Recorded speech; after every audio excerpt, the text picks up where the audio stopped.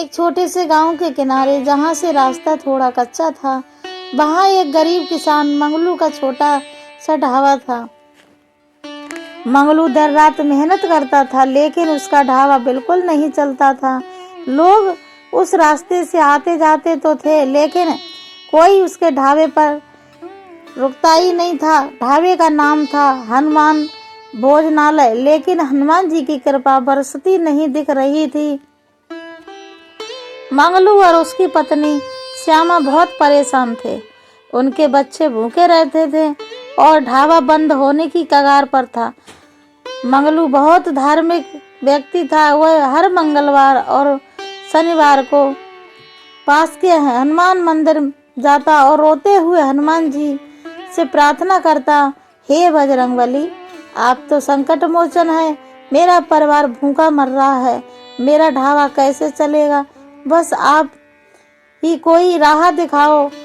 एक मंगलवार की शाम जब मंगलू मंदिर से लौट रहा था, तो उसने देखा कि उसके ढाबे के सामने एक लंबा मजबूत शरीर वाला व्यक्ति खड़ा था। उसके चेहरे पर तेज था और वह गेरुआ वस्त्र पहने हुए था। उसने मंगलू से पूछा, क्या यह हनुमान भोजनालय है?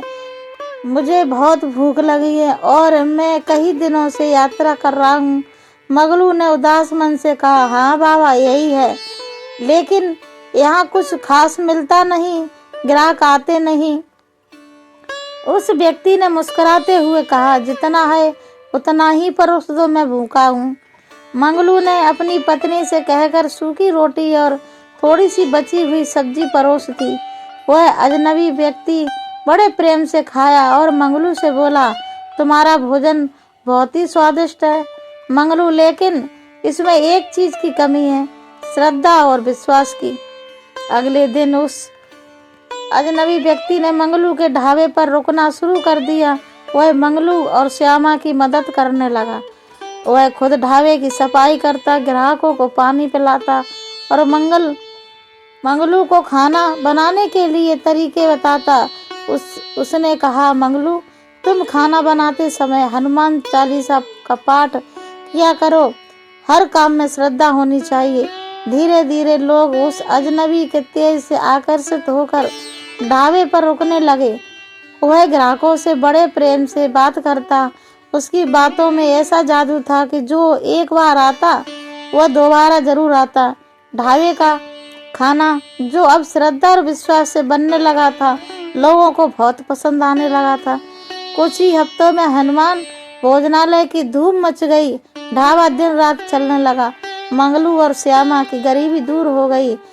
एक मंगलवार को जब ढाबा पूरा भरा हुआ था और मंगलू हनुमान जी की मूर्ति के सामने दिया जला रहा था, तो उसने देखा कि अजनबी व्यक्ति, जिसने उनके ढाबे की नई जिंदगी दी थी, मुस्कुराते हुए आकाश की ओर देख रहा।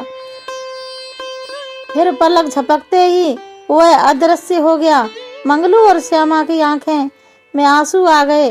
उन्हें समझ आ गई कि वह तो कोई साधारण व्यक्ति नहीं था, बल्कि स्वयं बजरंगबली हनुमान जी थे, जो उनकी सच्ची प्रार्थना और मेहनत से प्रसन्न होकर उनकी मदद करने आए थे।